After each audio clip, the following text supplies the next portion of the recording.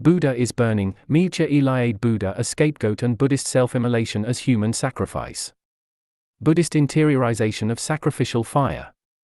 Deconstructing the Buddhist philosophy of nothingness, René Girard and violent origins of Buddhist culture. Ilkwaen Chung. 1. Postdoctoral Research Fellow at the Institute of Systematic Theology and Interdepartmental Research Platform, World Order, Religion, Violence at the University of Innsbruck, Austria, 2009-10. 2. Dr. Theol from the University of Innsbruck, Austria. 3. Member of the Colloquium on Violence and Religion, COV&R, and the European Society for Intercultural Theology and Interreligious Studies.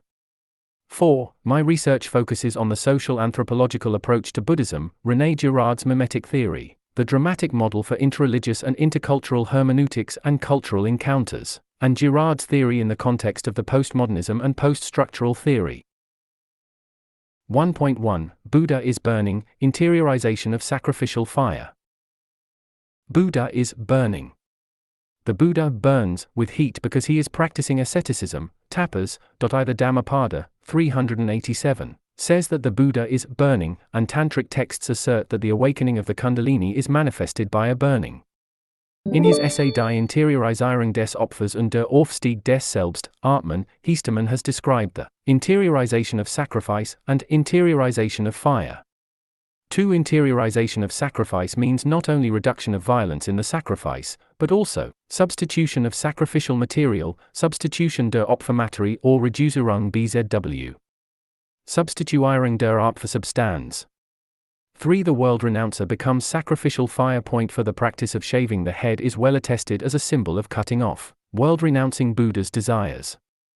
The Ashnisha Ua, as a cranial protuberance on the top of the Buddha's skull, can be understood in the light of ritual interiorization of sacrificial fire. Ashnisha Ua, as a characteristic attribute of all Buddhas, symbolizes spiritual fire, Geistesfeuer, Rasmi. Through yogic meditation. The cranial protuberance on the Buddha's skull, Ashnisha, becomes symbolic of the enlightenment realized by a yogi and precedes flames. Ashnisha is derived from ash, to be flaming, to be fiery. This is to be understood in the process of internalization of sacrifice and of sacrificial fires. The legends of Buddha and other Buddhist and Hindu saints and sages show tirelessly the old themes of the inner heat and flames. The flames from the bony protuberance on the top of the skull. Via Tathagata is said to be like a burned out fire, Majjhima Nikaya, I. 485 JF. Like this, the Buddha image heads are commonly represented with a protuberance on the top of the skull.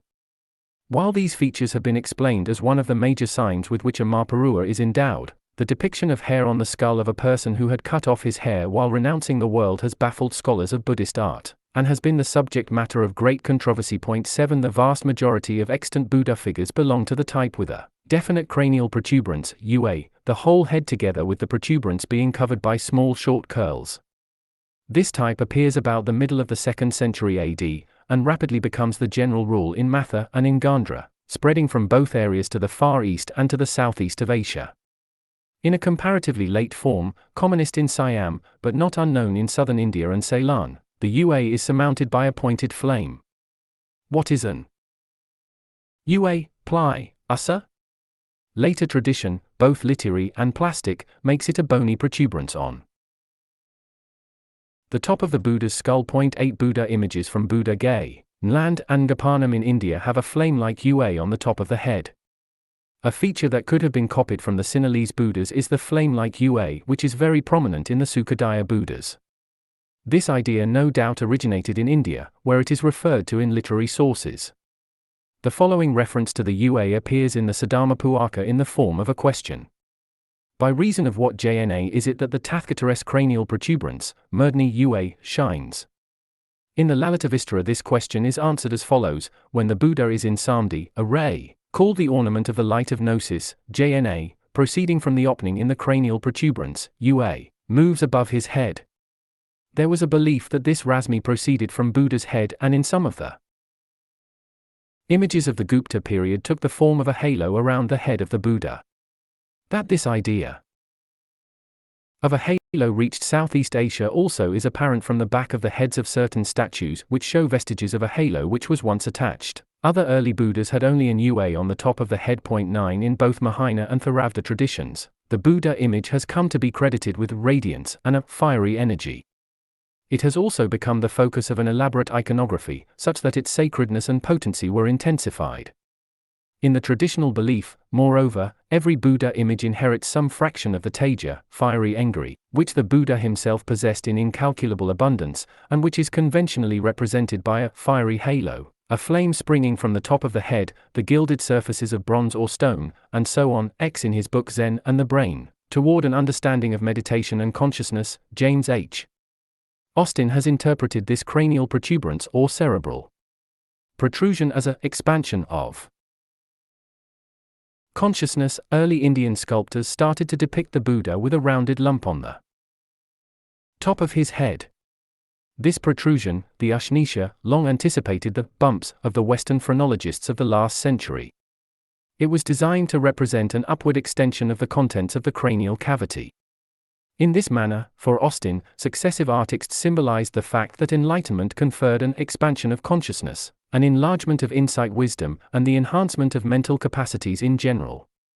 Thus, Zen training means brain training. 11 But Buddha's cranial protuberance should be viewed sacrificially, and can be understood in terms of the yogic suicide. Under the title, Yogic Suicide, in the Tantras, David Gordon White argues that there is a yogic technique by means of which a tantric practitioner is enabled to forcefully abandon his body at a time of his own choosing. In all of these, the practitioner's self pierces through the internal lotuses, knots, or vital organs, marmans, of his yogic body by raising his breaths from its base up to the crown of the head. Bursting out through the cranial vault, he rises to the heavenly plane, padam, of the Supreme Godhead, never to return. We can speak of the homologization of the cranial vault to the upper shell of the cosmic egg. The crown of the head was identified with the shell of the cosmic egg. 12 Perhaps the most celebrated yogic suicide in all of Hindu mythology is that of Sat. Her suicide stands as the mythological model for every faithful wife who ends her life by throwing herself onto her deceased husband's pyre. In Sat's Puranic mythology, however, the goddess does not throw herself upon a sacrificial fire or a burning pyre, but rather relinquishes her body through the practice of a form of yoga.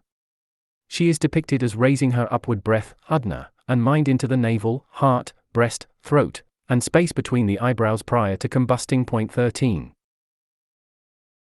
This sacrificial reading of Buddhist world renunciation is assisted by sacrificial interpretation of renunciation. The Sannyaza, world renunciation, initiation ceremony, and even the Sannyasin, world renouncer, lifestyle are analyzed as a sort of transposition of sacrifice to the interior of the person. 14 Yogi's body is identified with the place of sacrifice, Opferplatz, Devyajanam.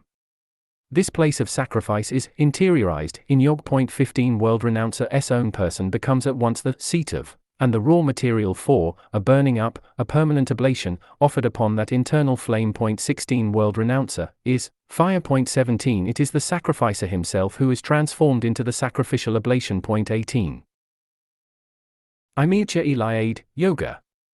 Unsterblichkeit und Freiheit, Frankfurt am Main, Inselverlag, 1988, 340. 2 c.